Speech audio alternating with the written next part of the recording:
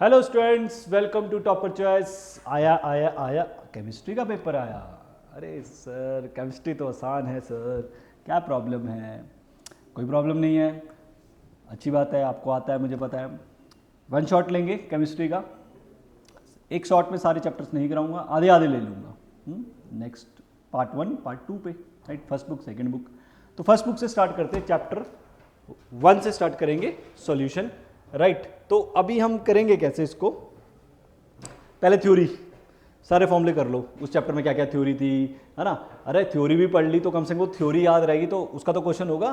जरूरी थोड़ी है कि न्यूमेरिकल नहीं छोड़ दिया तो पेपर ही नहीं होगा। थ्योरी तो याद होगी ना, फॉर्मूला तो याद होगा, कंसेप्चुअल बेस तो हो जाएगा, राइट? तो इसीलिए पहले मैं क्या करूँगा, थ्योरी करा दूंगा उस चैप्टर क्या क्या फॉर्मूले थे ये। उसके बाद फिर हर टॉपिक से एक एक रिलेटेड क्वेश्चंस। ओके, ऐसे कर ले, राइट? चले आइए देखिए, सॉल्यूशन हमें बताया था। सॉल्यूशन में क्या क्या हमने समझा था? सॉल्यूट होता है, सॉल्वेंट होता है। सॉल्यूट जो लेस क्वांटिटी में, सॉल्वेंट जो ज़्यादा क्वांटिटी में। नंबर ऑफ मोल्स जिसके ज़्यादा हो सॉल्वेंट, जिसके कम हो सॉल्यूट।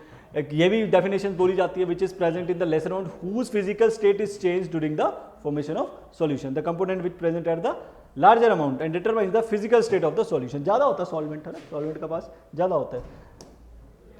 टाइप्स ऑफ सॉल्यूशन, ये इसका ना एग्जाम्पल आया बेटा, इसका एग्जाम्पल आया था कि सॉल्यूशन की टाइप कौन कौन सी है, राइट? अब हमारे पास क्या क्या टाइप है? आपका सॉल्वेंट गैस ले लो, तीनों के इसमें गैस है ना? गैस सॉल्वेंट, इसमें से उठा, इसमें से इसके अंदर सॉलिड डाल देंगे, लिक्विड भी डाल सकते हैं, गैस भी डाल सकते हैं। तो आपको क्वेश्चन आता है, भैया बताओ ये किस चीज़ का एग्जाम्पल है, ये कौन सा एग्जाम्पल है, या कोई एग्जाम्पल दे दो किसका। वैसे तो एमसीक्यूज बनते हैं। तो iodine vapours in air, dust और smoke particles in air. So liquid का क्या है? Water vapours in air, humidity, moisturise. Gas का एयर, नाइट्रोजन ऑक्सीजन का एग्जाम्पल है, राइट? और क्या ले सकते हैं हम एग्जाम्पल? अब सॉलिड आपका सॉल्वेंट है और सॉलिड को सॉलिड में मिक्स यूज, अलॉयज, अलॉयज गाड़ी में साइड में लगा, अलॉयज सॉलिड सॉलिड मिक्स है। Copper dissolve in gold, right? Gold है जो बनता है, उसमें कॉपर का कुछ कर सकते हैं हम। लिक्विड सॉलिड एमलगम बनता है, आपको पता है, मरकरी का सिल्वर में डाल दो, मरकरी इन जिंक, एमलगम आपको पता है फेमस है। गैस सॉलिड, गैस को solution of hydrogen, palladium, palladium, निकल, बड़े बड़े सॉलिड्स हैं, इनके बीच में हाइड्रोजन गैस को इंसर्ट किया जाता है स्टोर करने के लिए। That is the example. Okay, next. No, अच्छा, एक हमने लिख दिया सॉलिड का, एक लिख दिया हमने गैस का, राइट? और एक इन्होंने, एक हमारा एग्जाम्पल लिख सकते हैं हम। और कौन सा है? लिक्विड, है ना? लिक्विड को लिक्विड में डाल दो, अल्कोहल इन वाटर, राइट? ये डाल सकते हो। गैस इन लिक्विड, ये कौन सा एग्जांपल है? अरे कोल्ड ड्रिंक सर, बहुत अच्छी लगती है सर पीनी। कार्बन डाइऑक्साइड लिक्विड में, है ना? पानी में ठा, फेंटा खुलता है तो सर, कोक खुलती है तो ठा आवाज आती है सर, हेनरीज लॉ है सर। गैस और लिक्विड का, राइट? सॉलिड का लिक्विड में, राइट? कुछ भी डाल सकते हो, चीनी ले लो, शुगर, ग्लूकोज, राइट? उसको लिक्विड में डिजोल्व कर दो। तो ये लिक्विड सॉल्वेंट का काम करेगा, बाकी सॉलिड का काम करेंगे। नाउ फॉर्मूला, मास परसेंटेज, जितना mass divide by total mass into 100, जितना weight divide by total weight into 100, जितने marks divide by total marks into 100। Volume percentage, जितना volume divide by total volume into 100। ये volume percentage solute की है ना? V2 लिखा हुआ है इसने, ये भी सॉल्यूट की है। अगर W1 लिखा होता सॉल्वेंट की हो जाती है। ऐसा कुछ है नहीं, मन मर्जी है, लेकिन पता होना चाहिए कि अगर मैं सॉल्यूट यूज कर रहा हूँ तो सॉल्यूट का ऊपर आएगा, सॉल्वेंट का नीचे आने वाला है। मास बाय वॉल्यूम, मास ऊपर वॉल्यूम नीचे इंटू 100, टोटल आएगा वॉल्यूम सॉल्यूशन का। ध्यान रखना, मिलीलीटर में लेते हैं। Mass fraction weight divide by total weight. Strength, weight divide by volume into 100, right? Weight in gram, ये वाला बेसिकली स्ट्रेंथ ही होता है, फॉर्मूले से स्ट्रेंथ लिख दिया। दो बार आ गई slide. Mole fraction, now this is important. Mole fraction क्या होता है? कितना सॉल्यूट डिजॉल्व है, कितने मोल उसके डिजॉल्व है सॉल्वेंट में, राइट? कैसे लिखते हैं? N1 मान लीजिए आप किसका निकाल रहे हैं, N1 आप ले लीजिए सॉल्वेंट का, सॉल्वेंट के कितनी मोल फ्रैक्शन है, तो उसके number of moles divide by total moles, और x1 से डिनोट करते हैं। ये बेसिकली नंबर ऑफ मोल्स है। This is what number of moles, number of moles को निकालने का formula given mass by molecular mass, ये है, सीधा सीधा याद रख लो, राइट। मोल फ्रैक्शन उसी तरह सॉल्वेंट की, सॉल्यूट की, जिसकी निकाल रहे हो उसके मोल्स ऊपर आएंगे, divide by total, total mole fraction is always 3 के लिए भी आ जाता है। अगर 3 कंपोनेंट है, ये बाइनरी सॉल्यूशन है, 3 कंपोनेंट है x1 x2 x3, राइट, तो x3 के लिए n3 नीचे टोटल आ जाएगा n1 n2 n3। Okay, now this is in case of gases only, that is Dalton's law. ये गैस के केस में होता है, ये तो लिक्विड का केस में है ना, लिक्विड में कितना मोल फ्रैक्शन है। अगर मैं चाहता हूं कि गैस हवा में, गैस में कितने उसके मोल्स हैं, तो P1 डिवाइडेड टोटल प्रेशर ये आएगा, y1 y2 से डिनोट करते हैं। P1 पार्शियल प्रेशर है basically, this one is a partial divided by total pressure. Solubility, now what is solubility? Maximum amount is visible ना, थोड़ा सा 1 मिनट मैं होल्ड कर लोगे, 1 मिनट, ठीक है। मैक्सिमम अमाउंट ऑफ सब्सटेंस, कितना सब्सटेंस डिसॉल्व हो सकता है in specific amount of solvent, maximum. इसके बाद चीनी को पानी में घुला, घुलता गया, एक टाइम ऐसा है चीनी नहीं घुलेगी, नीचे बैठने लग जाएगी, प्रेसिपिटेट बन जाएंगे, तो उस समय हम कहेंगे सॉल्युबिलिटी, इसकी सॉल्युबिलिटी है, ये सॉल्युबल हो गया, मैक्सिमम सॉल्युबिलिटी, राइट। फैक्टर्स, कौन से फैक्टर्स पे डिपेंड करती है सॉल्युबिलिटी? किसकी बात कर रहा हूं मैं? सॉलिड की इन लिक्विड में, सॉलिड की इन लिक्विड में, सॉलिड की इन लिक्विड में, सॉलिड की, शुगर का पानी में, शुगर का पानी में, nature of solute and solvent. Polar solute, polar मतलब जिसपे प्लस माइनस का चार्ज होता है, जैसे पानी, right. Polar dissolve in polar, पानी पानी में होगा। नॉन पोलर जिसपे प्लस माइनस का चार्ज नहीं होता, जैसे शुगर, मिथेन, ये तो वैसे नॉन इलेक्ट्रोलाइट है, CCl4, right, non electrolyte, H2O2, इन पे कोई चार्ज नहीं होता। Non polar dissolve in non polar, ये लाइक डिसॉल्व लाइक, ये ध्यान रखना, स्टेटमेंट पूछता है एजर्सन रीजन में, पेपर में आ सकती है, like dissolve like, like dissolve like, like dissolve like, इस बेस को लेके आंसर निकाल लेना। इफेक्ट ऑफ, इसका हो क्वेश्चन बनता है आपका, MCQs पहला बन सकता है इस बेस पे। इफेक्ट ऑफ टेम्परेचर, अगर एंडोथर्मिक है, if the dissolution process is endothermic, मतलब उसका डेल्टा H ग्रेटर देन 0 है, तो सॉल्युबिलिटी बढ़ेगी टेम्परेचर के साथ। मतलब अगर एंडोथर्मिक रिएक्शन है, आप टेम्परेचर हीट और टेम्परेचर दो तो सॉल्युबिलिटी बढ़ जाएगी। अगर एक्सोथर्मिक है तो सॉल्युबिलिटी घटेगी, याद रखते जाओ, याद रखते जाओ।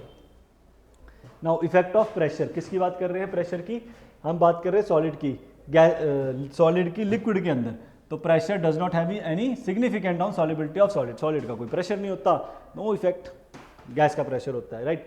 Factor affecting solubility of gas in liquid, अब पहला हमने क्या किया, लिक्विड का सॉलिड को लिक्विड में डाला, अब हम क्या कर रहे हैं, गैस को लिक्विड में डाल रहे हैं, इसके फैक्टर्स के बारे में बात कर रहे हैं, राइट। सबसे पहले pressure, pressure pressure pressure pressure pressure pressure, gas को लिक्विड में डालना है, हेनरीज लॉ, हेनरी लॉ ये कहता है कि जितनी गैस आप लिक्विड में डालना चाहते हो, जितने हाई प्रेशर से उसको धक्का मारोगे प्रेशर को लिक्विड के अंदर, उतना ज्यादा गैस अंदर पानी के डिसॉल्व हो जाएगी, that is called Henry's law, that is called Henry's law. ये डेफिनेशन है इसकी, P equal to, P is directly proportional to, गलत लिखे, P is directly proportional to mole fraction, P equal to KHX, KH is called Henry's law constant, higher the value of KH the lower is the solubility। देखो 3-4 बातें लिख रहा हूँ मैं इसमें, एक तो याद रखना formula, P equal to KH is Henry law constant, Henry law constant, KH is directly proportional to temperature, दूसरी बात। तीसरी बात, KH is inversely proportional to solubility, ये याद रखना। चौथी बात, ग्राफ, इसका ग्राफ ऐसे आता है, प्रेशर वर्सेस मोल फ्रैक्शन, और यहाँ पे ये जो लाइन है ये स्लोप है, यही आपकी KH है, स्लोप के बारे में जो है वो KH बताता है, ओके। तो ये इस बारे में बात कर रहा है। इफेक्ट ऑफ टेम्परेचर, अब डिसोल्यूशन इज एन, मतलब जो गैस का लिक्विड में, that is an exothermic process, right. So according to Le Chatelier principle the solubility should decrease with the increase of, ये मैंने पीछे बताया भी आपको कि अगर एक्सोथर्मिक है, टेम्परेचर बढ़ाओगे तो सॉल्युबिलिटी घटेगी, सॉल्युबिलिटी घटेगी, ध्यान रखना। गैस का केस लिक्विड में, MCQ बनने वाला ये, गैस का केस लिक्विड में, तो टेम्परेचर बढ़ाने से सॉल्युबिलिटी को घटाना पड़ेगा। रॉल्स लॉ, रॉल्स लॉ किस बारे में बात करता है? लिक्विड, लिक्विड के बारे में बात करता है। और देखो रॉल्स लॉ के 2 केसेस बनते हैं, एक लिक्विड को लिक्विड में मिक्स कर दो, दूसरा लिक्विड को सॉलिड को लिक्विड में मिक्स कर दो, ये रॉल्स लॉ बात करता है, लिक्विड को लिक्विड में, सॉलिड को लिक्विड में, राइट। ये वॉलेटाइल, वॉलेटाइल मतलब जो उड़ जाते हैं, जिनकी स्मेल होती है, वॉलेटाइल, नॉन वॉलेटाइल, ये नॉन वॉलेटाइल के 2 केसेस है, राइट।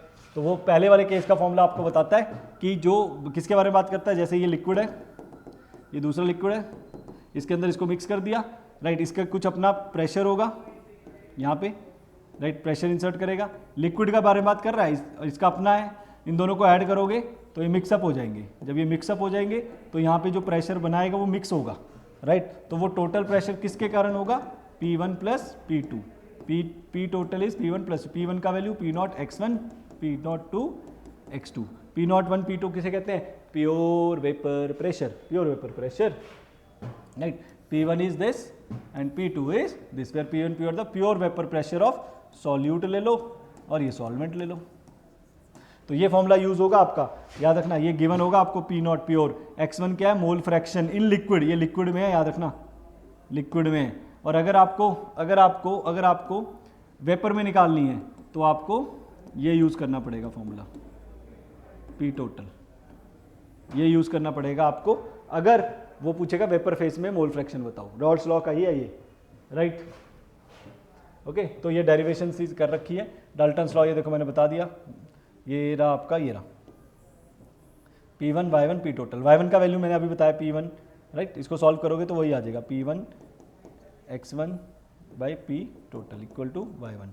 डाल्टन्स लॉ इसके बारे में बताता है, राइट। ओके, इसका ग्राफ याद रखना रॉल्स लॉ का। इसका ग्राफ अगर आपने याद रखना है तो ऐसे चलता है, ऐसे। ये P टोटल है, राइट, और ये x2 है, x2 1, x1 यहाँ 0 है, x1 यहाँ 1 है, x2 यहाँ 0 है, राइट। ये चलता है, ये P0 1 है, ये P0 2 है। ओके, ये ग्राफ याद रख लेना आप इसका। अब दूसरा सॉलिड लिक्विड का। सॉलिड, अगर सॉलिड को लिक्विड में मिक्स करोगे तो फॉर्मूला ये लगेगा, ध्यान रखना। अगर सॉलिड को लिक्विड में मिक्स करोगे तो ये, बस वो आपको पता होना चाहिए। कौन सा एग्जांपल, शुगर को पानी में डाल दिया, ग्लूकोज को डाल दिया, यूरिया को डाल दिया, ये वाले केसेस में फॉर्मूला लगने वाला है। तो ये याद रखना इस फॉर्मूले का, x2 is the mole fraction, right. Now next is the ideal non ideal solutions के ग्राफ आपके बता दिए। आइडियल सॉल्यूशन वो हो गए जो रॉल्स लॉ को फॉलो करते हैं, नॉन आइडियल सॉल्यूशन जो रॉल्स लॉ को फॉलो नहीं करते, राइट। रॉल्स लॉ को फॉलो नहीं करते, राइट।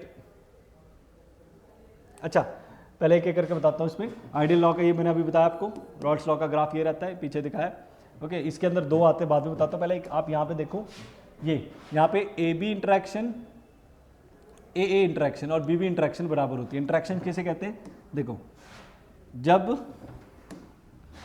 अरे कहाँ गया, जब ये दो आपस में लिक्विड रिएक्ट करते हैं, ये इसकी इंटरेक्शन को वो AA बोल रहा है, इसकी BB बोल रहा है, और इस इंटरेक्शन को AB बोल रहा है। मतलब इनके बीच में फोर्स बराबर होती है, जो इनके बीच में होती है, आपस में सारी बराबर होती है, कोई प्रॉब्लम नहीं होता, ये कहते हैं,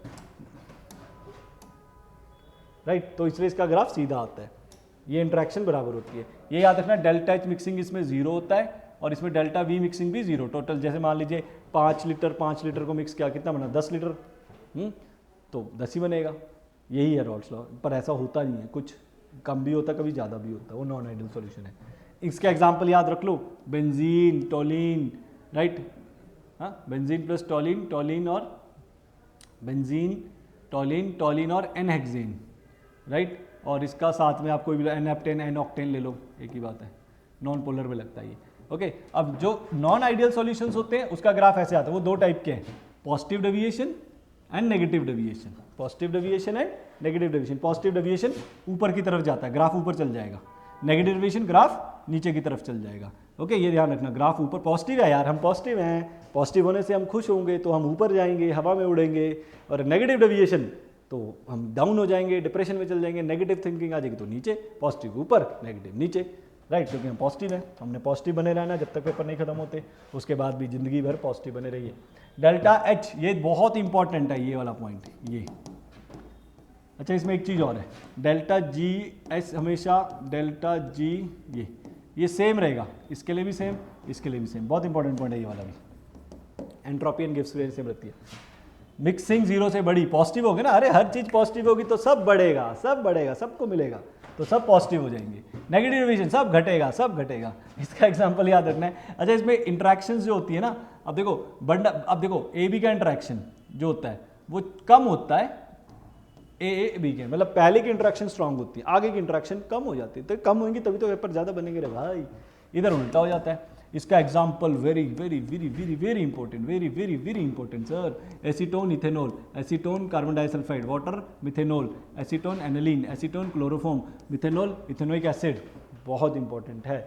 अब होता क्या है कि जब ये नॉन आइडियल सॉल्यूशन चल रहे होते हैं, दो सॉल्यूशन को आपने मिक्स कर दिया तो क्या हुआ, बीच में एक ऐसा पॉइंट आ गया। मान लीजिए आपने एक सॉलिड लिक्विड लिए दो, राइट, दोनों लिक्विड लिए, दोनों को मिक्स कर दिया। अब एक का कंसेंट, दोनों की जो क्वांटिटी है कम ज़्यादा होगी। एक स्टेज ऐसी आती है जहाँ पे आप दोनों लिक्विड को अलग नहीं कर सकते, बाकी हर स्टेज में कर सकते हो क्योंकि बॉइलिंग पॉइंट अलग होता है, हर एक का बॉइलिंग पॉइंट अलग होता है तो वो अलग हो जाती है। लेकिन एक स्टेज ऐसी आती है जिसमें आप दोनों को सेपरेट नहीं कर पाओगे, उसी वक्त रुक जाना है। और वही आपके क्या हैं, आइसोट्रॉप्स। एजोट्रॉप्स, आइसो नहीं रहे सर, अंग्रेजी काशी है आपकी। एजोट्रॉप्स कहा जाता है उनको, राइट। ये बॉयल्स होते हैं कांस्टेंट टेम्परेचर पे, टेम्परेचर कांस्टेंट हो जाता है, प्योर लिक्विड पोजेस है, सेम कंपोनेंट्स, सेम कंपोजिशन। ये देखो 4-5 पॉइंट है, अगर एजोट्रॉप्स का क्वेश्चन आएगा देख ये पॉइंट लिख देना, boil at constant temperature, same composition, दूसरा in liquid as well as vapour, मतलब ऊपर नीचे, तभी तो सेपरेट नहीं कर पा रहे। ये दो बातें आपने लिख देनी है और उसको बोलते हैं हम एजोट्रॉप्स। ये दो बातें लिख देनी है आपने। अब ये दो होते हैं, एक मिनिमम एक मैक्सिमम, राइट। ये पॉजिटिव डेविएशन, जो पहला अगर पॉजिटिव डेविएशन है तो उसमें मिनिमम टेंशन है, मिनिमम क्या कहते हैं उसे, जो ज़्यादा सोचता है, एंग्जाइटी, एजिट्रॉप से एंग्जाइटी। और पॉजिटिव डेविएशन जो पॉजिटिव होगा, एंग्जाइटी कम होगी, तो पॉजिटिव डेविएशन एंग्जाइटी कम, मतलब मिनिमम एंग्जाइटी। मिनिमम एंग्जाइटी मतलब एंग्जाइटी ए से स्टार्ट होता है, मतलब एजिट्रोप्स। तो पॉजिटिव डेविएशन आपको मिनिमम एजिट्रोप्स देता है, और नेगेटिव वाला वो तो नेगेटिव हो गया, एंग्जाइटी बढ़ेगी तो मैक्सिमम एंग्जाइटी, तो मैक्सिमम एजिट्रोप्स नेगेटिव डेविएशन शो करेगा। एग्जांपल याद रख लेना, इथेनॉल प्लस पानी। सर ये तो एग्जांपल बहुत अच्छा है, पार्टी पार्टी पार्टी, ये पार्टी से याद रखना है क्योंकि आप खुश हो गए ना अब, अरे खुश हो गए सर, मस्त हो गए, अब तो पॉजिटिव जिंदगी में पॉजिटिव खुशी है। Let us enjoy the party में एंजॉय करेंगे, पानी टक टक टक, right. Negative deviation, nitric acid, अरे नाइट्रिक एसिड कौन करेगा, कौन पिएगा नाइट्रिक एसिड यार, ये क्या है, नेगेटिव डेविएशन वाले हैं, इसलिए nitric acid no not at all, right. फिर आते कॉलिगेटिव प्रॉपर्टी।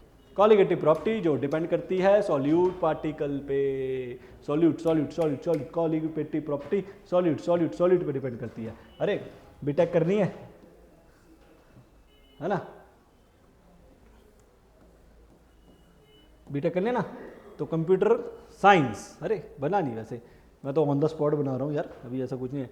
तो सी एस याद रखो, कॉलिगेटिव सॉल्वेंट पे पड़ती, सॉल्वेंट नहीं सॉल्यूट, अरे सॉल्यूट, राइट। जब आप कभी है ना जो सीबीआई में चले गए, सीआईडी में चले गए, है ना, या सीबीआई क्या बोल रहा हूँ मैं, सीआईडी क्या, सीबीआई में चले गए आप, राइट, तो आप क्या करेंगे, हम आपको सॉल्यूट करेंगे, सॉल्यूट सर, क्योंकि आप एक चेयरमैन बन गए हो, आप एक चीफ बन गए हो, तो आपको सॉल्यूट किया जाएगा। तो इसीलिए चीफ मतलब सॉल्यूट, चीफ मतलब colligative property, depend upon solute, yes. तो depend upon the solute particles are colligative property. तो चारों है, मैंने चारों को मिक्सअप करके लिख दिया। जल्दी अपने कॉपी पेन ना निकालो क्योंकि आप ऐसे ही समझ जाओगे, नोट्स तो बनाए ही होंगे, राइट। तो relative lowering in vapour pressure कि ये क्या है, जब पानी को बॉईल करो 100 डिग्री पे, बॉईल हो गया 100 डिग्री पे बॉईल हो गया, उसके अंदर नमक डाल दिया तो बॉइलिंग पॉइंट एलिवेशन वाला है ना, ये तो मैं आपको दूसरा बता रहा हूँ, वेपर प्रेशर का बता रहा हूँ ये मैं आपको एलिवेशन का बता रहा था पहले, क्योंकि ये मैं बता चुका था, इसलिए मैं चलो इसी को बताया। तो पूरा एलिवेशन बॉइलिंग, पानी को बॉईल करो 100 डिग्री पे बॉईल होता है, लेकिन उसके अंदर नमक डाल दोगे तो उसका बॉइलिंग पॉइंट बढ़ जाएगा। अब वो 100 पे नहीं बॉईल होगा, ऊपर वाला बढ़ेगा। जैसे पानी में अंडे बॉईल करने हैं, अंडे फूट सकते हैं क्योंकि पानी का बॉइलिंग पॉइंट जल्दी आता है, अंडे को टाइम चाहिए बॉईल होने के लिए, नमक डाल दो, थोड़ी देर बाद बॉईल होगा पानी तो अंडे भी अच्छे से बॉईल हो जाएंगे। उसी तरह पानी में ही नमक डालेंगे, पानी 0 डिग्री पे फ्रीज होता है, लेकिन नमक डालने से उसका फ्रीजिंग पॉइंट पीछे आ जाता है, we called it depression in freezing point, right. और उससे पहले आते हैं relative lowering in vapour pressure. जब किसी सॉलिड को लिक्विड में डाला जाता है तो उसका वेपर प्रेशर कम हो जाता है, राइट, दैट इज कॉल्ड, ये पहली वाली वही प्रॉपर्टी है, पहला फॉर्मूला याद रख लो। दूसरा फॉर्मूला ये याद रखो बेटा जी, बहुत इंपॉर्टेंट फॉर्मूला, एक मास निकालने के लिए काम आता है, K B is called molar elevation constant, और इबिलियोस्कोपिक कांस्टेंट भी बोला जाता है इसको। इसके यूनिट होते हैं कि जितनी लाइनें जितने बॉक्स में डाली हैं सारी इंपॉर्टेंट है। डेल्टा की K B M, M is the molality का फॉर्मूला आपके सामने लिखा, सबको आता है। Graph important. पहले सॉल्वेंट ऐसे था, बहुत अच्छा था, उसके बाद आपने उसके अंदर सोल्यूट डाल दिया, पहला बेचारा यहाँ पे बॉयल हो जाता था, आपने सोल्यूट के कुछ डाल दिया, अब वो बॉइलिंग पॉइंट उसका पीछे चला गया, बढ़ गया ना, राइट। चलिए सॉरी थोड़ा कार्टूनगिरी हो रही है। डिप्रेशन इन फ्रीजिंग पॉइंट, ये मैंने बता दिया आपको कि पानी का फ्रीजिंग पॉइंट घट जाता है। Delta T F equal to K F M formula, और एम टू के एफ डिश, right, K B is equal कौन से यूनिट्स आर इंपॉर्टेंट। ग्राफ, पहले बेचारा बहुत अच्छा था, इनका सॉलिड फ्रीजिंग पॉइंट आता ना, सॉलिड और इक्विलिब्रियम पे आते, सेम का टेम्परेचर होता है, यहाँ पे बॉयल होता था, अब आपने उसके अंदर कुछ डाल दिया, बेचारे का बॉइलिंग पॉइंट पीछे आ गया। इस डिफरेंस को डेल्टा टी एफ कहते हैं, इस डिफरेंस को डेल्टा टी भी कहा जाता है। ओके जी, ओके जी, बिल्कुल सही जी, ओके। फिर आता है ऑस्मोसिस। अरे पानी में छन्ने, रात को तो चने खाने हैं, चिट्टे चने खाने, काले चने खाने, पानी में भिगो दो, राजमा को पानी भिगो दो, सुबह देखेंगे फूल जाएंगे, वाह कितना अच्छा है, राजमा अच्छी मिलेगी। उसका ऑस्मोसिस है, पानी डालते हैं तो water molecules movement from semi permeable member from their higher concentration to their lower concentration, that is called osmosis बेटा, राइट। ऑस्मोसिस का formula pi equal to C R T, इसमें सी को ध्यान रखना, इसमें मोलैरिटी होता है, उसमें मोलैलिटी होता है, इसमें मोलैरिटी होता है, तो M2 निकालने का फॉर्मूला वेरी इंपॉर्टेंट। आर का value that is called universal gas constant, temperature pi is called osmotic pressure, W2 is the, जहां भी 2 आएगा ना, 2 वो सॉल्वेंट का नहीं, सॉल्यूट के बारे में बात करेगा, right. Colligative property solute, sir याद रखना, कॉलिगेटिव प्रॉपर्टी सोल्यूट पर डिपेंड करती है, राइट। अब उसके बाद two solution having same osmotic pressure given temperature called isotonic, same pressure हो गया, right. Lower osmotic it called hypotonic, जहां one of solution is lower, मतलब कंपैरिजन होता है, उससे कम ताकतवर तो हाइपोटोनिक, उससे ज्यादा ताकतवर मतलब वो हाइपोटोनिक होगा, दूसरे वाला हाइपरटोनिक होगा। The more concentrated solution is hypertonic, दो है, एक का कम है ऑस्मोटिक प्रेशर का ज्यादा है, हाइपरटोनिक, ये उसके ऊपर हाइपोटोनिक है, एक हाइपोटोनिक और जिसका ज्यादा वो हाइपर, अरे ज्यादा हाइपर हो गया ना, मैं हाइपर तो ज्यादा ही होगा तो हाइपरटोनिक, कम वाला हाइपो।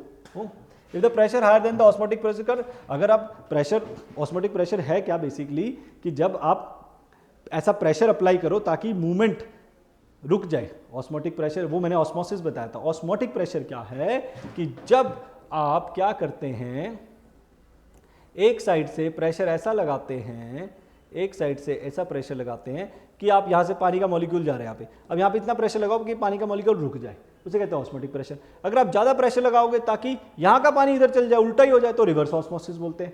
ये होता है आरओ में, जो घरों में लगे हैं पानी पास साफ आता है, रिवर्स ऑस्मोसिस, उसका मतलब ही आरओ का मतलब रिवर्स ऑस्मोसिस है, याद रख लेना। If the pressure higher than osmotic pressure this okay.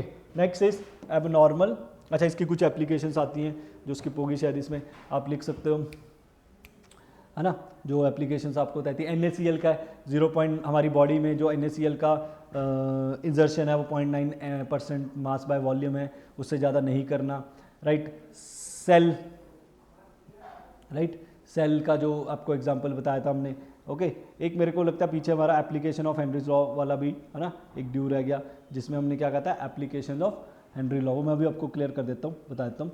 जो एप्लीकेशन ऑफ एक हेनरी लॉ में मेरे दिमाग में आ गई बात, वो रह गई। मैं यहाँ पे चलता हूँ,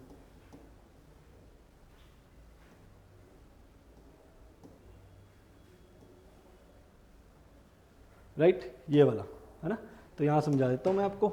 एप्लीकेशन ऑफ हेनरी लॉ में देखो कुछ चीज़ें स्किप हो जाती हैं, बट मैं वन शॉट कर रहा हूँ तो कई बार मेरे को जल्दी में बनाना पड़ा, राइट। एक तो बेंड्स वाला है ना, बेंड्स वाला कहाँ, जो स्कूबा डाइवर्स है ना, स्कूबा डाइवर्स नीचे जाते हैं पानी में, राइट। तो पानी में क्या होता है, प्रेशर ज़्यादा होता है, तो सॉल्युबिलिटी गैस की ज़्यादा हो जाती है, N2 हमारे शरीर में एंटर कर जाती है। और जब हम बाहर आते हैं तो प्रेशर बाहर, मतलब समुद्र से बाहर आते हैं तो प्रेशर कम हो जाता है, तो N2 भी कम हो जाता है, तो वो हमारे वेन से निकलते हुए बाहर निकलती है, तो उससे हमें बेंट्स बट जाते हैं। ठीक है, वो पहले थी। और एक सोडा बोतल का तो सिंपल है, पता ही है, सोडा बोतल को ज़्यादा मिक्स करोगे उतनी गैस इन्वॉल्व होगी। तीसरा, हाई प्रेशर पे, हाई ऑल्टीट्यूड पे, हाई ऑल्टीट्यूड पे क्या होता है, प्रेशर कम होता है ज़्यादा, तो ऑक्सीजन भी हमारे ब्लड में कम डिजॉल्व होगी तो हमें एनेक्सिया हो जाएगा ना, सांस लेने में दिक्कत हो जाएगी, तो वो भी आ जाती है हमारी। तो ये इसकी एप्लीकेशन थी। राइट, एबनॉर्मल मास। अब आपको पता है कि एबनॉर्मल मास की जरूरत क्यों पड़ी, क्योंकि अभी तक जो हम बातें कर रहे थे वो बात कर रहे थे हम non electrolyte, urea, sugar, glucose, जो पानी में डालने से या लिक्विड में डालने से टूटते नहीं हैं।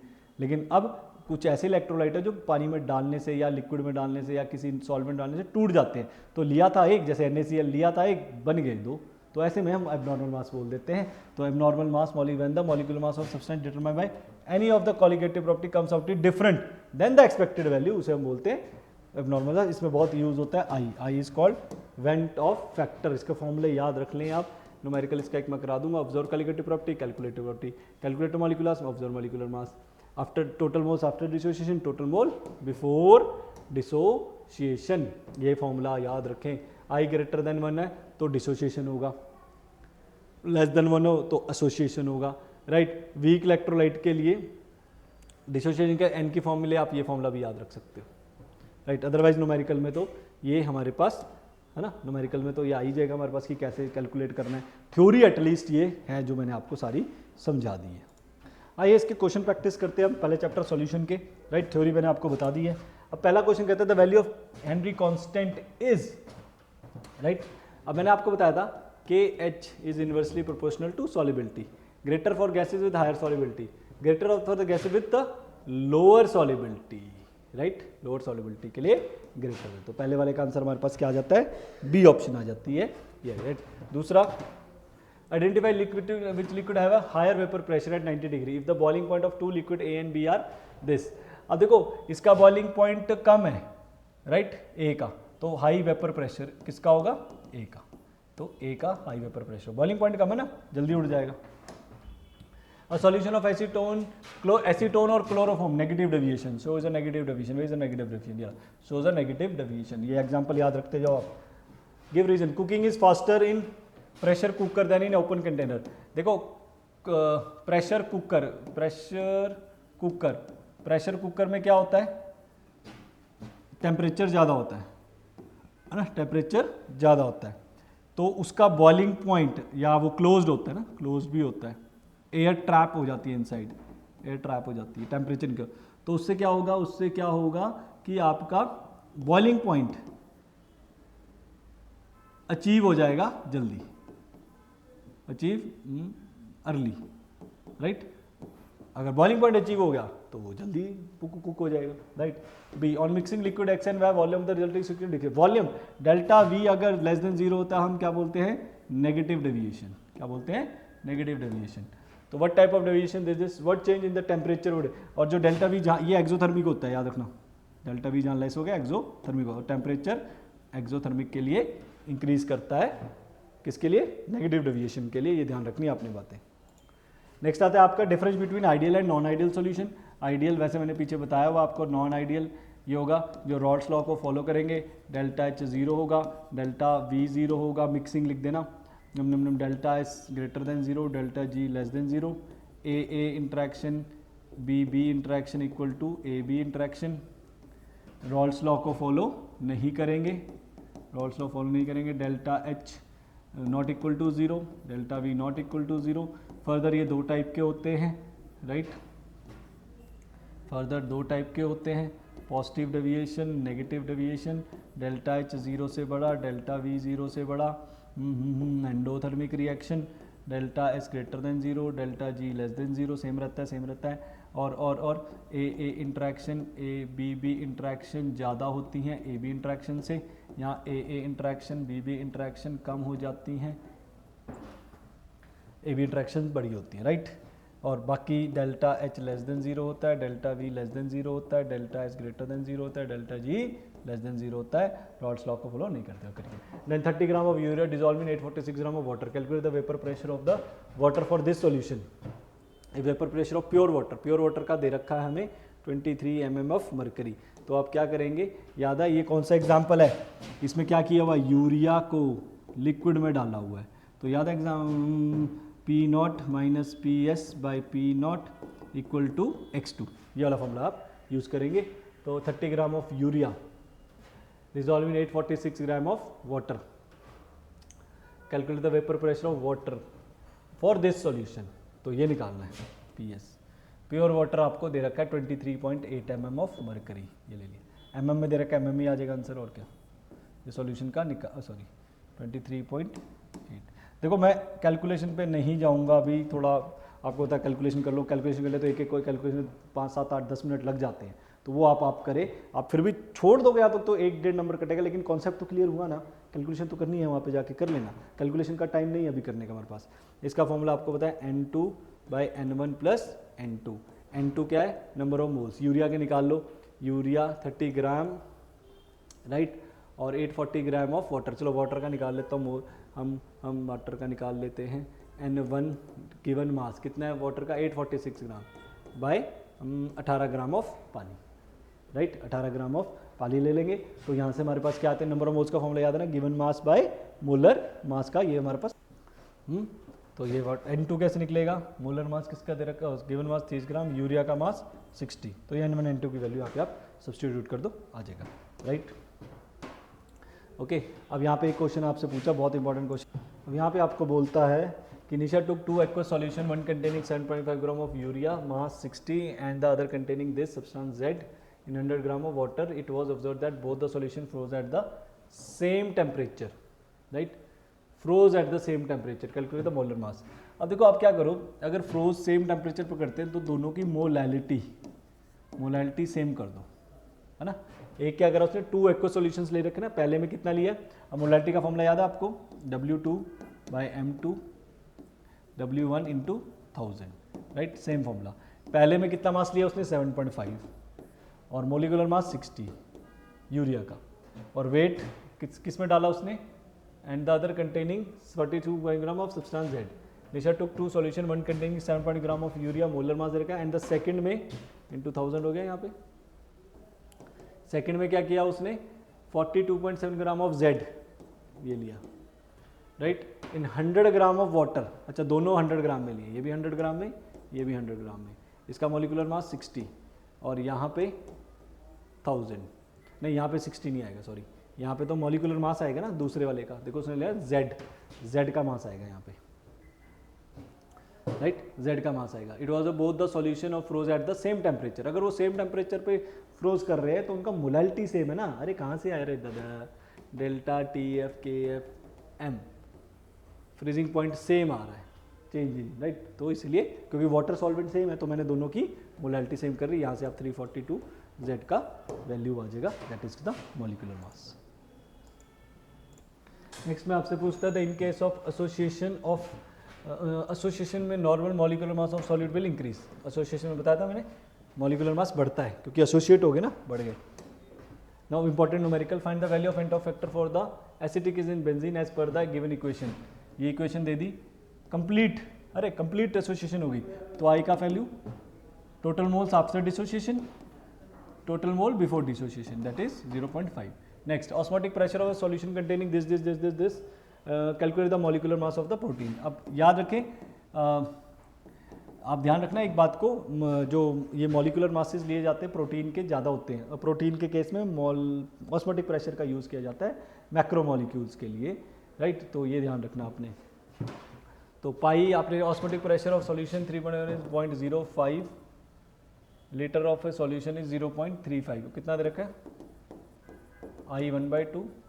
सी मोलैरिटी आपको निकालनी पड़ेगी, गिवन मास कितना दे रखा है, गिवन मास 3.5 बाय मॉलिक्यूलर, यार मोलैरिटी का formula W2 by M2 V into 1000, ये डिवाइड बाय मॉलिक्यूलर मास निकालना है। वॉल्यूम दिया हुआ है 0.05, 1000 लेने की जरूरत नहीं है अगर वॉल्यूम लीटर में है, 310 केल्विन, और आर का वैल्यू 0.0821 लीटर एटमॉस्फेयर में ये वैल्यू होती है, राइट। तो इसको सॉल्व करोगे, आपके पास, मेरे पास आंसर पड़ा हुआ है इसका, तो मेरे पास जो आंसर आता है 50902, ये शायद आंसर है इसका, 50902 ग्राम पर मोल, राइट। हाँ यही है, राइट। तो ये आपका यहाँ पे क्वेश्चन हो गया, राइट। तो नेक्स्ट आता है हमारे पास इलेक्ट्रोकेमिस्ट्री चैप्टर। अब इसके क्वेश्चन हम थ्योरी एक बार गो थ्रू कर लेते हैं। इलेक्ट्रोकेमिस्ट्री में क्या क्या था पढ़िए जी। सबसे पहले आता है इलेक्ट्रोकेमिकल सेल और electrolytic cell. Electrochemical cell, electrolytic cell क्या क्या होता है ध्यान से जल्दी लीजिए। जो कन्वर्ट करता है केमिकल को इलेक्ट्रिकल एनर्जी में, उसे इलेक्ट्रोकेमिकल सेल बोलते हैं। इलेक्ट्रोलिटिक सेल किसे बोलते हैं? जो इलेक्ट्रिकल एनर्जी को कन्वर्ट करता है केमिकल एनर्जी में। जैसे किसी कंपाउंड को तोड़ना है तो इलेक्ट्रिसिटी को यूज़ करके कंपाउंड को तोड़ देगा, और कंपाउंड को यूज़ करके इलेक्ट्रिसिटी जनरेट करनी है तो इलेक्ट्रोकेमिस्ट्री सेल। यहाँ डेल्टा जी नेगेटिव होता है, रिडॉक्स रिएक्शन चलता है, 2 इलेक्ट्रोड लेते हैं, इसमें भी ऐसे 2 इलेक्ट्रोड लेते हैं, इलेक्ट्रिसिटी से कनेक्ट करते हैं, उनका मेल्टिंग या तो मेल्ट फॉर्म लेते हैं या उनका हम आयनिक फॉर्म लेते हैं, राइट। ये नॉन स्पॉन्टेनियस होता है, हमें बिजली दे के काम कराना पड़ता है, इसका डेल्टा जी पॉजिटिव होता है। ये इंपॉर्टेंट बात है, बहुत इंपॉर्टेंट बात है, ये ध्यान रखना इस बात का, इंपॉर्टेंट बात है। अरे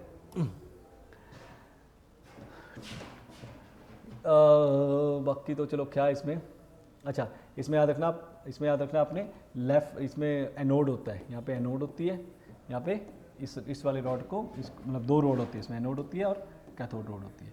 ये नेगेटिव होती है, ये पॉजिटिव, एक बिक करिए ऐसे ऐसे। यहाँ ऑक्सीडेशन होता है और यहाँ रिडक्शन होता है। इलेक्ट्रॉन इधर को चलते हैं, करंट इधर को चलता है। 1.1 वोल्ट जो गैल्वेनिक सेल है, डेनियल सेल है, उसका वोल्टेज है 1.1 वोल्ट का रहता है, राइट।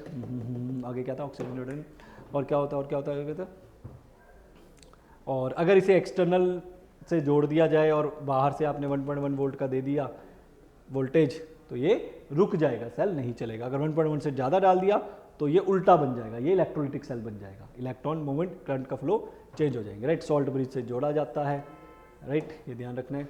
इसमें कोई सॉल्ट ब्रिज नहीं होता, राइट। टर्मिनल बैटरी से जोड़ा जाता है, मैंने आपको बताया, राइट। ये सेम मटेरियल के भी बन सकते हैं, डिफरेंट मटेरियल के बन सकते हैं। यहाँ पे टेकन है डिफरेंट मटेरियल, ये दोनों रॉड अलग अलग होंगी, ये सेम मटेरियल की बनती है।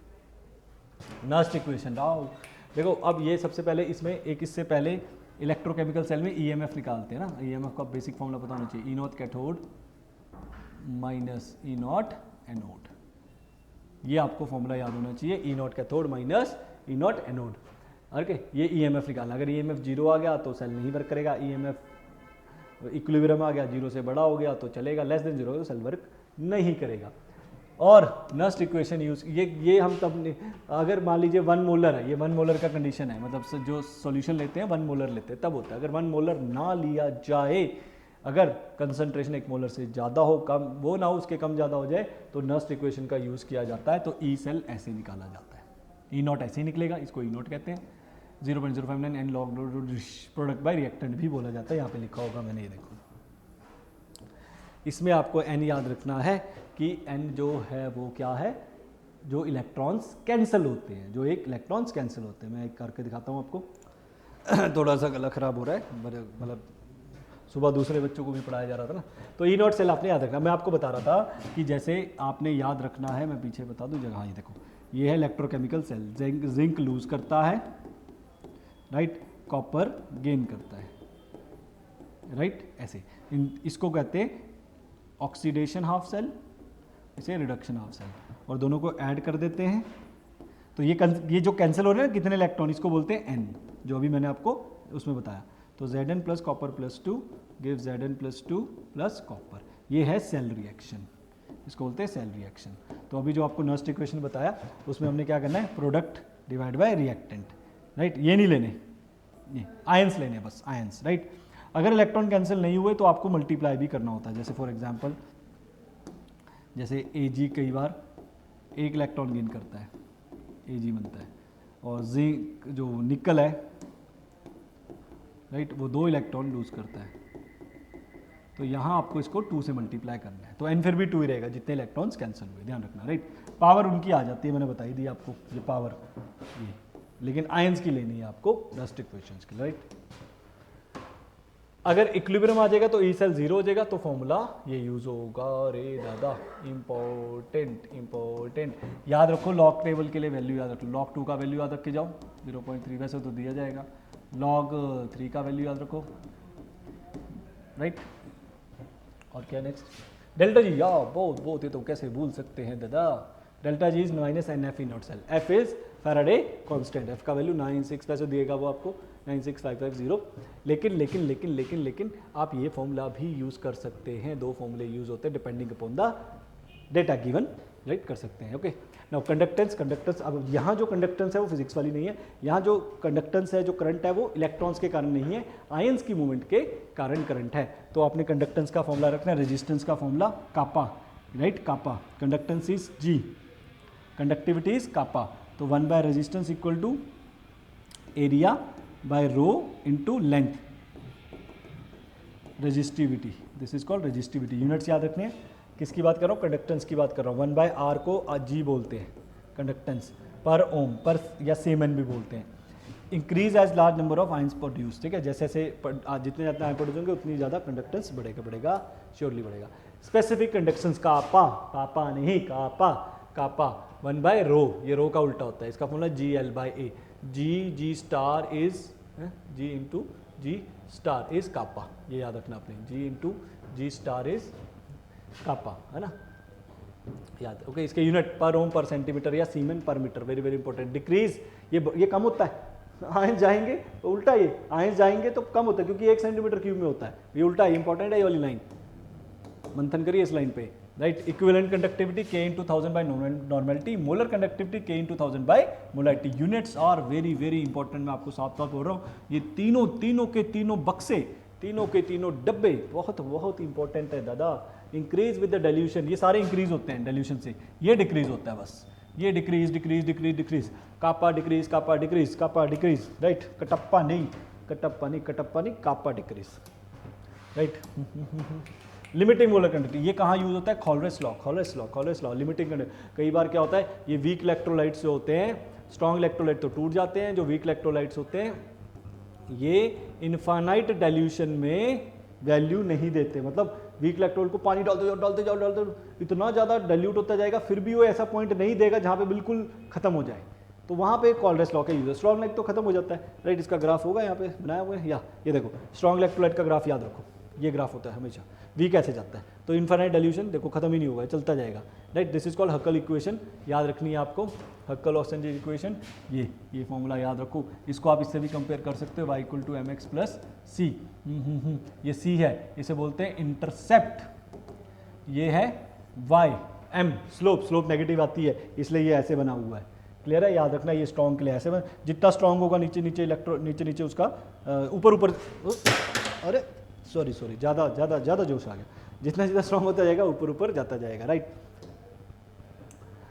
हाँ, ये देखो, for weak electrolyte, for strong electrolyte, for their is a large increase in conduction on dilution, for strong electrolyte only small increase, क्योंकि स्ट्रॉन्ग तो पहले से, जैसे स्ट्रॉन्ग इलेक्ट्रोलाइट है, स्ट्रॉन्ग इलेक्ट्रोलाइट में पानी डालो, पहले ही डिसोशिएट हो चुका पानी डाल के, और डालने से क्या होगा, हल्का सा इंक्रीज, जो वीक होगा उसमें पानी डालने से इंक्रीज ज़्यादा होगा, डाइल्यूशन करने से वो ज़्यादा टूटेगा, हाँ, ये ध्यान रखना इस बात का।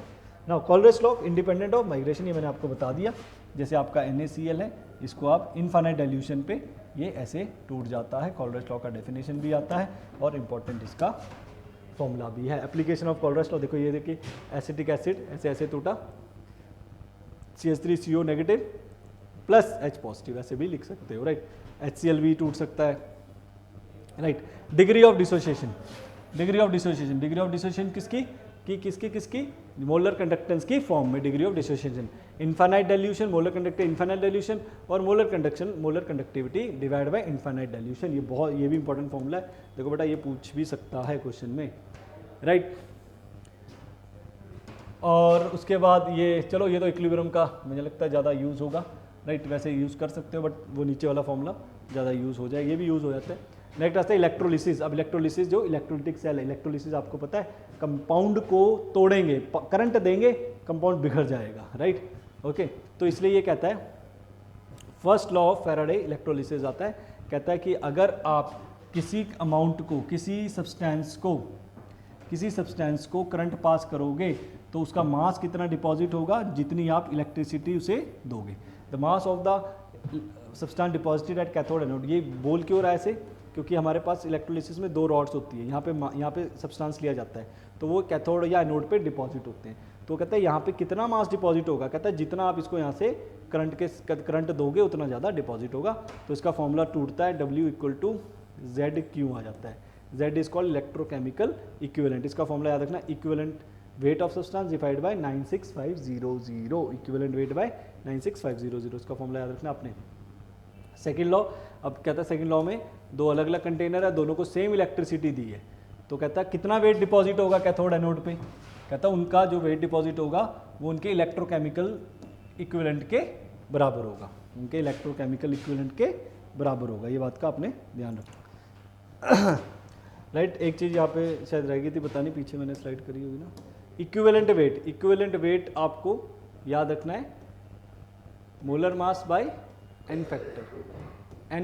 एन फैक्टर हमारे केस में नंबर ऑफ इलेक्ट्रॉन कैंसिल हो रहे हैं जो, वो ये है, वो यूज़ कर सकते हो एन फैक्टर। राइट, उसके बाद आपका आता है इलेक्ट्रोलिसिस के प्रोडक्ट। सेकंड लॉ भी आपका ये बता दिया, 2 कंटेनर लिए, ठीक है, दोनों में सेम इलेक्ट्रिसिटी दी, तो मास जो डिपॉजिट होगा उनकी जो रेशियो होगी उनके इक्विवेलेंट के बराबर होगी। ओके, तो यहाँ से आप इसको molar mass by N factor भी लिख सकते हो, N1 इसका molar mass by N2 factor. Right, electrolysis. अब देखो इलेक्ट्रोलिसिस का आपको प्रोडक्ट याद रखना बेटा, क्वेश्चन आ जाता है इसका, बहुत इंपॉर्टेंट है। मॉल्टन मतलब पिघलाओगे, पानी का कोई रोल नहीं है, और एक्वस मतलब पानी में भी। देखो अब हम क्या कर रहे थे, कंटेनर लिया था ना हमने, ये देखो यहाँ यही कंटेनर है, जैसे ये कंटेनर लिया हुआ हमने। अब इसमें मॉल्टन का मतलब है सिर्फ Na+ और Cl नेगेटिव प्रेजेंट है।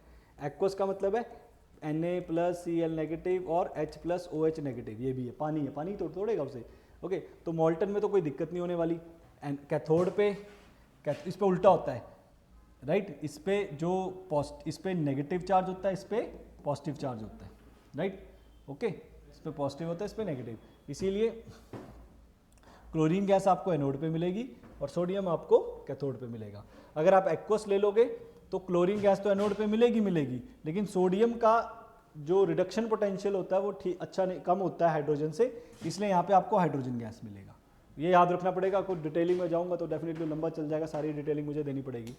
ओके, तो अब याद रख लो डाइल्यूट H2SO4 और कंसंट्रेटेड H2SO4, ये इंपॉर्टेंट है। देखो रिएक्शन भी इंपॉर्टेंट है और ये भी होता है। ये आपको एनोड पे ये मिलती है, O2 गैस मिलती है और 4 मोल इलेक्ट्रॉन मिलते हैं, चाहे ऐसी रट्टा मार लो आप जैसे मर्जी करो।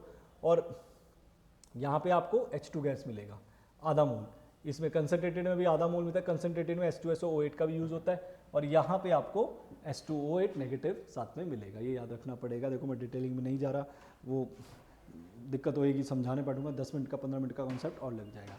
कमर्शियल बैटरी, प्राइमरी बैटरी होती हैं, सेकेंडरी बैटरीज होती हैं जो कि दोबारा नहीं यूज़ हो सकती, जैसे सेल, रिमोट का सेल है ना, वो दोबारा यूज़ नहीं हो सकता। और बेस्ट एग्जांपल है इसका लकांचे सेल, राइट, ओके, लकांचे सेल और मरकरी सेल का suitable for low current like hearing ads वगैरह। मरकरी सेल याद रखना, उसकी लॉन्ग लाइफ होती है, चलता है, लंबा चौड़ा चलता है। लकांचे सेल का एग्जाम आपको याद रखना पड़ेगा, एनोड की रिएक्शन ये रही, कैथोड की रिएक्शन ये रही, अमोनिया बनता है इसमें, ये पेस्ट लगता है। रिएक्शन लर्न कर लो, लिख लो, कहीं पे याद कर लो, समा नहीं है हमारे पास उसको जानने का, लिख लो। अगर फिर भी दिक्कत आती है तो थोड़ा सा कॉन्सेप्ट जो आपके नोट्स टीचर ने डेफिनेटली आपको अच्छा पढ़ाया होगा, जहाँ भी पढ़ा होगा निकाल के दोबारा वो चीज़ को समझ लो। जो भी यहाँ पे लग रहा है आपको कि यार ये चीज़ नहीं समझ आ रही या इसमें मुझे दिक्कत आ रही है, उस पर फोकस करो। जो समझ आ गया आगे चलो, जो नहीं समझ आया उसको लिख लो कि यहाँ समझ आया, इस पर फोकस करो, इसको ढूंढो, अपने नोट्स खोलो, वहाँ पर समझ आ सकता है ना। ओके, मरकरी सेल एनोड पे पेस्ट या ये यूज़ किया जाता है और carbon as a cathode use करते हैं। एनोड का रिएक्शन ये है और कैथोड का रिएक्शन ये है मरकरी का, ध्यान रखना मरकरी सेल का। ओवरऑल रिएक्शन भी पूछता है, तो सेल पोटेंशियल इज, ये देखो very very very very important, पूछ सकता है कि सेल पोटेंशियल बताओ मरकरी सेल का कितना है। और ये भी पूछता है कांस्टेंट क्यों रहता है, क्योंकि उसमें आयंस इन्वॉल्व नहीं होते। ये दोनों लाइन इंपॉर्टेंट है भाई साहब जी, बिल्कुल इंपॉर्टेंट है, बिल्कुल इंपॉर्टेंट, राइट। सेकेंडरी बैटरी जो रीयूज कर सकते हैं, बैटरी बार बार रिचार्ज कर सकते हैं, रिचार्ज सेल्स आते हैं, राइट। और हम सबसे पहले उसके लिए करते हैं सेकेंडरी बैटरी का एग्जाम्पल। पहला आप देखिए एनोड पे लेड बैटरीज है पीबी की, तो इसकी आपके एनोड पे ये रिएक्शन होती है, क्योंकि इसमें एसिड भी डालते हैं, आपने देखा होगा घरों पे इन्वर्टर वगैरह उसमें पानी डालते हैं ना, तो एसिडिक होता है। कैथोड में ये रिएक्शन होती है, ओवरऑल रिएक्शन को ये लिखते हैं। कई बार आपसे पूछेगा भैया बताओ रिवर्स रिएक्शन क्या होगा, तो आप रिवर्स में इसको उल्टा कर देना, you get reverse. Nickel cadmium cell भी हमारे पास होता है, बहुत अच्छा सेल है, ठीक है। इसकी लॉन्गर लाइफ है उससे, और बट एक्सपेंसिव ज़्यादा है। We shall not go details working, हम यहाँ पे मैंने लिख दिया है, ये इसकी याद रखना। फ्यूल सेल जो पानी हाइड्रोजन ऑक्सीजन को यूज़ करके, पानी से यूज़ करके हम बनाए जाएंगे, पोल्यूशन फ्री होता है, बहुत अच्छी, बट नहीं पोल्यूशन फ्री नहीं है, मेजर सोर्स ऑफ पोल्यूशन है। बाकी तो जो थर्मल प्लांट है वो मेजर सोर्स ऑफ पोल्यूशन है। जो ये है ये सोल्यूशन पोल्यूशन फ्री होते हैं, दैट्स वाई इनसे केमिकल एनर्जी यूज़ होती है, राइट। तो इसमें हाइड्रोजन यहाँ से पोर करते हैं, ऑक्सीजन यहाँ से पोर करते हैं, H2 यहाँ से रिलीज होती है, ये कैथोड की रोड बनती है, ये एनोड की रोड बनती है। अपोलो मिशन में यही यूज़ किया गया था, सबसे पहला सेल जो पानी भी बन रहा था, पानी भी पी रहे थे, फ्यूल भी बन रहा था, फ्यूल भी यूज़ हो रहा था, दोनों काम हो रहे थे, राइट। उन दोनों के लिए इसका काम हुआ। Important rusting of iron, right. याद रखना रस्टिंग कैसे होती है। देखिए रस्टिंग वैसे तो बेसिक एग्जांपल आपको पता ही है ना, मॉइस्चराइजर में आयरन को मिल दिया तो रिएक्ट हो गया, ओके। तो कैथोड की रिएक्शन आपने मॉइस्चराइजर की इसकी रस्टिंग की याद रखनी है, और एनोड की ये याद रखनी है, राइट। ओवरऑल रिएक्शन ये याद रखना है, okay. The cell contain reactive fuel cell, one of the most successful fuel cell is the, अच्छा सॉरी मैं तो रस्टिंग का एग्जाम है, रस्टिंग का तो आगे होगा ना, मैंने इसका ओ कोरिजन तो आयरन, मैं कहूँ आयरन कहाँ गायब हो गया, that is example of fuel cell. Fuel cell की रिएक्शन है, ध्यान रख लेना। 4 मोल्स निकलते हैं ना इसमें, दोनों के देखो 4 मोल्स होते हैं ना, 4, ये बहुत इंपॉर्टेंट है, एंड इसमें 4 है, ओके। कोरिजन और रस्टिंग, ये था इसका एग्जाम्पल। यहाँ पे देखो ये आयरन है जो हमारा सब्सटेंस पड़ा हुआ है, राइट। ये Fe2O3, इसमें ये आयरन क्या होता है, ऑक्सीडेशन करता है, ये Fe+2 2 इलेक्ट्रॉन नीचे छोड़ देता है, राइट, 2 इलेक्ट्रॉन नीचे छोड़ देता है। फिर जो ये पानी होता है, पानी वाटर वाला है ना, ये पानी, ये इलेक्ट्रॉन क्या करता है, हाइड्रोजन जो यहाँ से हाइड्रोजन निकलती है अलग, है ना, क्योंकि पानी से रिडक्शन होगा, हाइड्रोजन रिलीज होगा, ये 4 इलेक्ट्रॉन इसके साथ रिएक्ट कर जाते हैं। यहाँ देखो आयरन पहले लूज कर देता है इलेक्ट्रॉन, राइट। उसके बाद ऑक्सीजन मॉइस्चर में है, सरफेस इधर है, H+ कहाँ से आया, इसमें ना कार्बोनिक एसिड भी है हमारे सरफेस में, एटमॉस्फेयर में, तो वो 4 इलेक्ट्रॉन लूज करके पानी बना लेता है। तो ओवरऑल रिएक्शन आपकी ये होती है, याद रखना। इसका सेल आता है, ये भी इंपॉर्टेंट है, कितना कोरिजन का है, ओके। ये सेल रिएक्शन रखनी है, इंपॉर्टेंट है, सेल रिएक्शन याद रखना आपको। प्रिवेंशन कैसे करेंगे, पेंट कर देंगे, साइंटिफिक मेथड यूज़ करेंगे, कुछ यूज़ कर देंगे, तो यहाँ पे आपकी ये थ्योरी खत्म होती है। जो पॉइंट इसमें आपको लगता है नहीं समझ आया उसको नोट करके आप कहीं से कर सकते हैं, रिवाइज कर सकते हैं अपने नोट से, राइट, और डिटेलिंग कर सकते हैं इसकी, राइट। तो यहाँ पे हम इसके क्या करते हैं, क्वेश्चंस का स्टार्ट, क्वेश्चन प्रैक्टिस करते हैं इलेक्ट्रोकेमिस्ट्री के। देखिए पहला क्वेश्चन बोलता है assertion for a Daniell cell, zinc +2 copper E0 is 1.1 volt. If the external potential is more than 1 volt, the electron flow from copper to zinc. Yes, उल्टा हो गया ना, yes, assertion is correct, उल्टा हो जाता है, अगर 1.1 से ज़्यादा दे करंट इलेक्ट्रॉन उल्टे हो जाते हैं, इधर से इधर को आएंगे, करंट इधर चल जाएगा, तो assertion is true. Cell acts like a galvanic cell, नहीं इलेक्ट्रोलिटिक सेल हो जाएगा, तो assertion is true, reason is false. Data दे रखा है, क्या निकालना है, E0 cell, E0 cell is E cathode minus E anode. Cathode कौन सा है, देखो ध्यान से, दोनों ही गेन कर रहे हैं, राइट। गेन करने की इसकी नेगेटिव है, इसका मतलब ये लूज की देगा, राइट। तो इसका ये बेसिकली ऑक्सीडेशन कर रहा है और ये रिडक्शन कर रहा है, देखो ना, इसका गेन का पॉजिटिव है E0 का वैल्यू, तो ये रिडक्शन है, गेन का नेगेटिव है तो रिडक्शन। तो E cathode minus E anode, cathode क्या होगा मेरा, ये रहा 0.80 माइनस एनोड माइनस 0.44, तो 0.80 प्लस 0.44 आ जाएगा, राइट। 4 12 मेरे ख्याल से डी ऑप्शन है ना, कैलकुलेशन प्लस माइनस है, देख लेना। कैलकुलेट डेल्टा जी नॉट का formula minus FE0 cell, N कितने हैं, देखो इसमें कितने इलेक्ट्रॉन कैंसिल हो रहे हैं, 2, फैराडे की वैल्यू 96500, ई कैथोड माइनस ई एनोड, जिंक ऑक्सीडाइज कर रहा है, राइट, तो और कैडमियम रिलीज कर रहा है, राइट। कैडमियम का वैल्यू गिवन नहीं है यहाँ पे, होगा यहाँ पे कैडमियम का वैल्यू, राइट। फॉर एग्जांपल मैं वैसे ही ले लेता हूँ, यहाँ पे इन्होंने मिस कर दी कैडमियम की वैल्यू, कैडमियम +2 से 2 इलेक्ट्रॉन गेन के कैडमियम बनेगा। फॉर एग्जांपल मैंने इसका वैल्यू x ले लिया, तो x माइनस 0.76, ये आप वैल्यू दे देना। वैसे मैं देख लेता हूँ यहाँ पे वैल्यू देना चाहिए, क्यों नहीं दिया आप लोगों ने भाई साहब, 1316 कैडमियम का calculate delta need given that 0.40 ये दे रखा, राइट, हो जाएगा। Now the molar ionic conductivity this the value of limiting किसकी बात कर रहे हैं? देखो Al2SO4 थ्राइस, ये होता है Al2SO4 थ्राइस, राइट, ये फॉर्मूला। अब जैसे ये टूटेगा तो 2 आगे आ जाएगा, 2 लैम्डा नॉट Al+3 का वैल्यू, और ये टूटेगा तो 3 आगे आ जाएगा लैम्डा नॉट फॉर SO4-2। इसकी वैल्यू Al+3 की दे रखी है 189 और SO4-2 की 160। सॉल्व करोगे you get your answer, right. अब आपको नेक्स्ट आपसे पूछता है the resistance of a, resistance आपको बोलता है conductivity of cell with 0.2 molar KCl solution is this. कहता है एक रेजिस्टेंस आपको 200 ओम दे रखा है, resistance of conductivity cell with point, molarity दे दी ना, ये 0.02 मोल पर लीटर मोलारिटी दे दी। If the resistance of the same cell, अच्छा सेम सेल है तो सेल कांस्टेंट सेम रहेगा, K/R होता है, सेल कांस्टेंट दोनों का सेम रहेगा, K/R। ये G स्टार सेम रहने वाला है। बिल्ड फिर पॉइंट, इसकी मोलारिटी दे दी उसने 0.05 इज 620 ओम, इसका रेजिस्टेंस दे दिया 620 ohm. Calculate the conductivity and molar conductivity of, इसकी पूछ रहा है, कहता K बताओ, calculate the conductivity and molar conductivity kappa, that is conductivity molar conductivity मतलब delta M। The conductivity of 0.0 mole scale solution 0.024, देखो ये दे दिया 0.0248 दे दिया, इसका रेजिस्टेंस दे दिया कितना 200, यहाँ से क्या आ गया G स्टार। अब ये G स्टार आप यहाँ यूज कर लो, है ना, ये क्योंकि दोनों का सेल कांस्टेंट सेम है ना, सेम सेल से बना 0.0248, K निकालना है, उसका रेजिस्टेंस 620 आ गया, तो यहाँ से K आ जाएगा। और उसके बाद मोलर कंडक्टिविटी का formula K/1000 by molarity, molarity हमें दे दी 0.05 और K हम निकाल लेंगे, यहाँ पे सॉल्व कर लेंगे, देखो, राइट। कमेंट में आप इसके इनके सबके आंसर अगर बताओगे कितना है, ये आया वो आया, तो मैं उसके कमेंट में आपको रिप्लाई में आंसर भी बता दूंगा, हाँ आपका ठीक आया, आप बता सकते हैं answer, right. In the plot of molar conductive square concentration this predict the nature of electrode.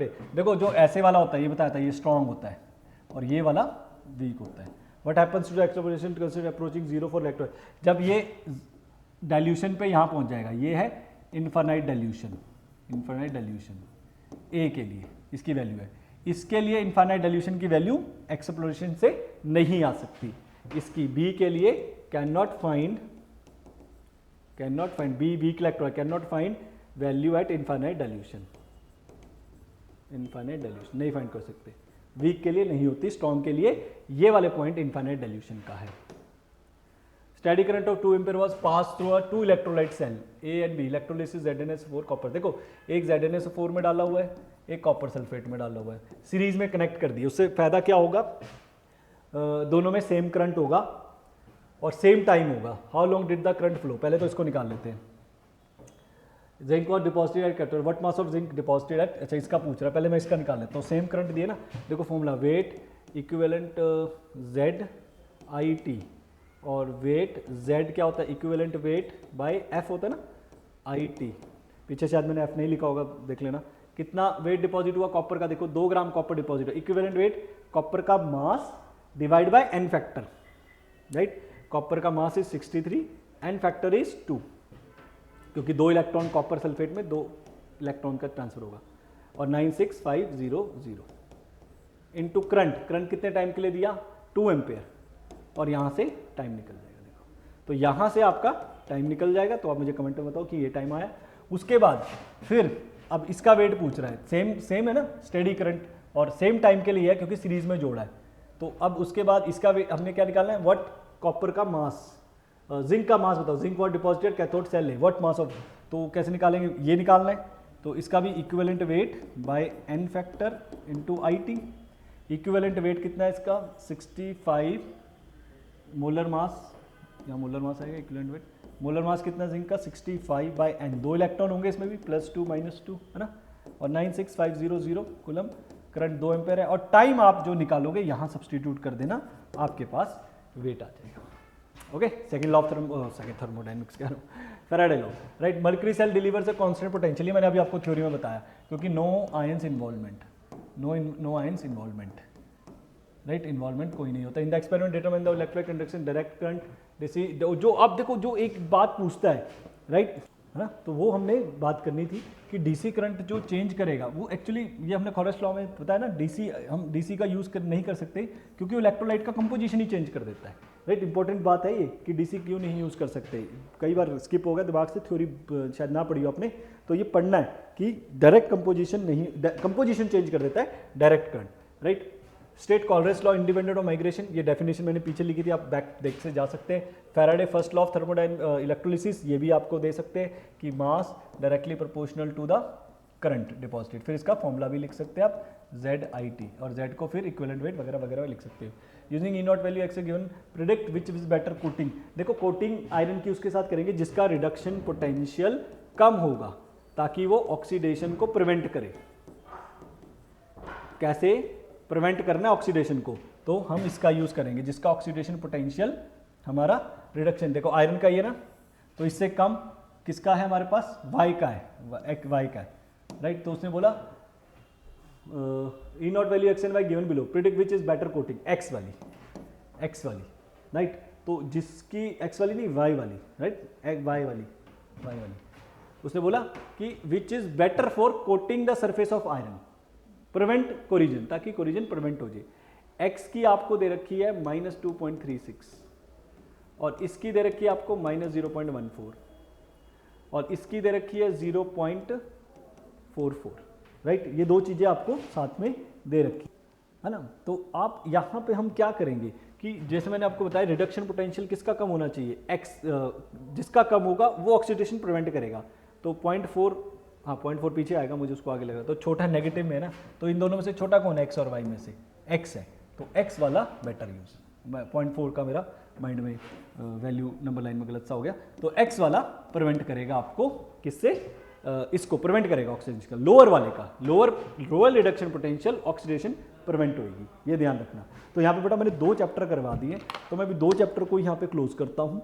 इन्हीं 2 चैप्टर में आप थोड़ा सा टाइम लगाइए, कल फर्दर मैं आपको चैप्टर्स इसके लेके आऊँगा। कमेंट में आंसर जरूर करिए जो मैंने छोड़े हुए, ताकि मैं आपको क्रॉस चेक करके बताऊँ, हाँ बेटा ये आंसर ठीक था या गलत था। और कई बार कुछ अगर एरर है या कुछ जल्दबाजी में बोल गया तो वो भी कमेंट करें, ताकि उसको ठीक किया जाए, दूसरे जो वीडियोस देख रहे हैं उनको गलत चीज़ ना जाए सामने, ठीक है। बिकॉज कई बार होता है, गलती हो जाए, कई बार हो सकती है, फिजिक्स में और मैथ्स में, केमिस्ट्री में हम जब भी करते हैं क्वेश्चन तो कई बार प्लस माइनस हो जाता है, but yes the best way is to accept it कि हाँ यहाँ गड़बड़ हो गई है, तो करेक्शन को उसकी कर दी जाए। बिकॉज आप भी बहुत अच्छा पढ़ते हैं, सब अच्छा पढ़ते हैं और सारे ही अच्छे पढ़ते जाएंगे, और पेपर बहुत अच्छा होने वाला है आपका केमिस्ट्री का, आई गारंटी यू।